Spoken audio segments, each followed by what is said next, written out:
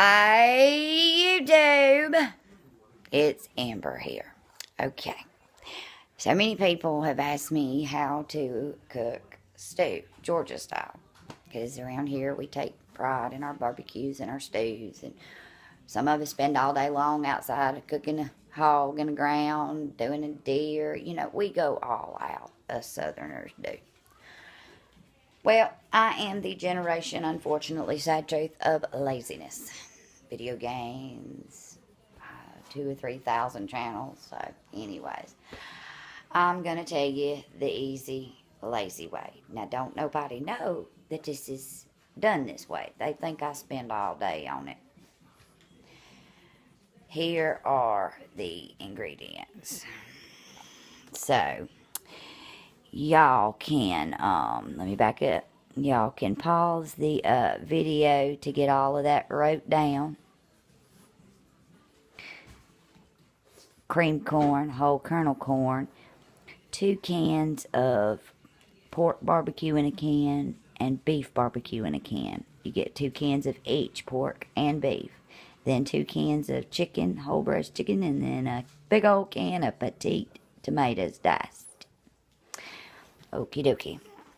Now then, and see, now nobody don't know that I do this out of a can until now. You get your crock pot.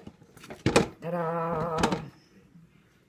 Alright, make sure, ladies, you take them rings off of your fingers and you put them in a safe place. That's a story for another day of where your dogs can, what your dogs can find, how they can find it, and where they go. Yeah, anyways. Alright, first of all, we're going to start by adding the can of petite diced tomatoes. Whole can, not drained. Pour the whole can in there. Chicken. Drain the chicken. So I'm going to come over here to my sink. Now I'm going to drain it by hand. Nothing to it. Chicken. Oh, your second can of chicken. Turn it over. And then dump chicken. Already smelling like dog food. So we must be getting somewhere good. Alright, now that we got our chicken, we're going to add our cream corn. I see, every time I cook this and I take it to a family gathering or church or something like that, wow, that is so, you don't drain the corn. That's so good. Oh, I want some of that. Dude, I got you. I bet that takes you all day long. Yeah, it does. Now, I know religious people ain't supposed to lie. I know. But that goes back to church is the most corrupt place anyway. So, anyways, we're going to take these cans of the beef and the pork, 2 cans of each. Get you a long spoon. That's what I like using. You ain't got to use that, but you get all of your pork and your beef out of them cans, and you put it in your crock pot with all that you've already emptied in it. I like to do 1 can of pork, 1 can of beef, 1 can of pork, 1 can of beef. That way it's kind of already started to be mixed up before you go mushing it with your hands. But anyway, this is the redneck cheating way to make stew. And I'm telling you, people think you spent all day on this, and you haven't. And what you'll do is you'll put it on low and let it cook, you know, for about 4 hours. 4 hours is about all it needs, because you don't have to add no spices or no nothing, because other than your barbecue secret at the end, which I'm fixing to show you after I dig my hands in this stuff. Oh. Now, you're going to have a concoction that looks about like vomit and doo-doo, but it's okay, because, oh, I forgot my bracelet. And you just do your hands like, you see, I told you it looked like vomit and doo-doo. I told you it was going to look like vomit and doo-doo. I told you. But you got to get your hand down in there. You got to get that chicken all mixed up, and that pork and beef and all of that mixed up together too. So you got to get your hands dirty, dirty, dirty. But see, when you're from the South, it don't bother you. Southern people used to the mud and the dirt and all that. We actually enjoy it. Mud riding's one of our pastimes, but I think y'all know that. I probably sound like an idiot just telling y'all that. Anyways, but you get in here and you'll find lumps of chicken. You got to get down in there and make sure that you get all of those lumps of that chicken you put in there out of that can. You got to get those all mashed out like it's shredded. And this is just a shortcut way of making it. It's just real easy, shortcut. You ain't got to stand over nothing all day, but anybody that eats it would think that you've been standing over it all day. When you really ain't. You make sure everything is mixed up good, though. Because you don't want to stick your hand in here after it's been on for a while. It ain't too bright. Buddy, get out of that trash can, boy. Boston Terrier. But anyways, you mush and you mush and you mush and you mush and you mush and you mush till it's mixed. Alright, I think I got mine pretty well done. I don't feel no big lumps. And the best thing to do is cook this. If you really want to take it somewhere, cook it. And then let it sit overnight and marry together in the refrigerator overnight. And it'll be good next day.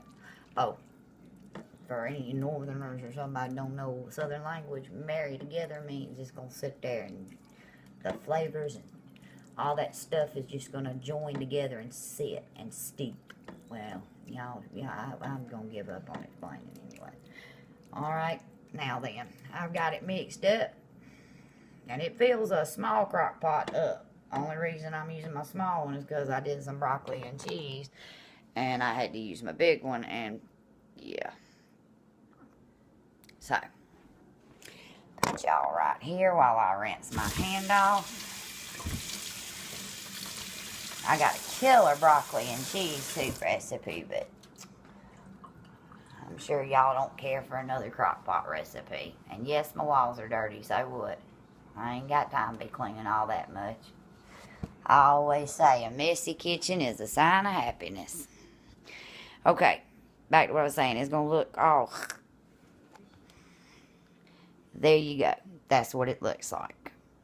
Now then, I said earlier about a secret. Hold on. Now, I know up there where y'all at, even if you're up north or wherever you're at, there've got to be, has to be, this right here. Sweet Baby Ray's. A Southern woman's best friend. It'll do anything. Now then, you put in this a third cup. Well, a third cup of Sweet Baby Ray's in that concoction. Alright, put your third cup of Sweet Baby Ray's in it. Get my little spoon out and get it out of my little measuring cup. Third cup of Sweet Baby Ray's. And I usually eyeball the rest of this, but I'm going to give y'all measurements, so those of you that don't do good with eyeballs, y'all will still be able to do this. Alright. Now then, after that 30 cup of Sweet Baby Ray's, we are going to put, where's my vinegar?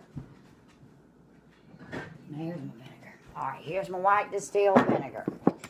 You're going to take and put 2 to 3 tablespoons of vinegar. 1, I'm going to do 2. 2 tablespoons of vinegar in it.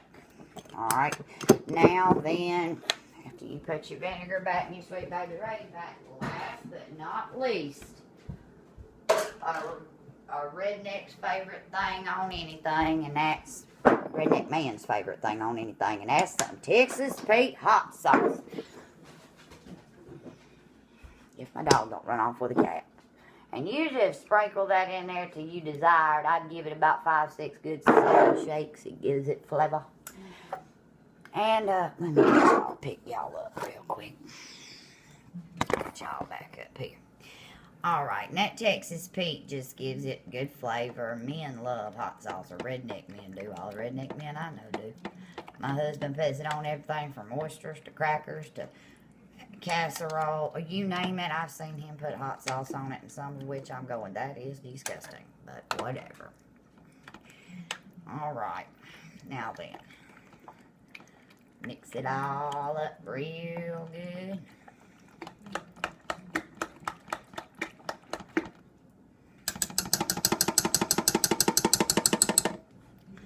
Throw my cans away.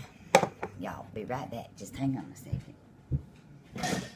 All my cans away. Put my spoon in the sink. Alright, get a paper towel. It is a pet peeve of mine to wipe off around the rim of my crock pot. I don't know. It's just something I like to do. Because I don't like that messiness. They tell me I'm OCD, but I don't think so. I think it's just some things I'm just a little tidy on. Which really, look around my kitchen, I don't think I'm that tidy. But anyways, put your lid on. Ta-da! Plug that sucker in. And you are good to go.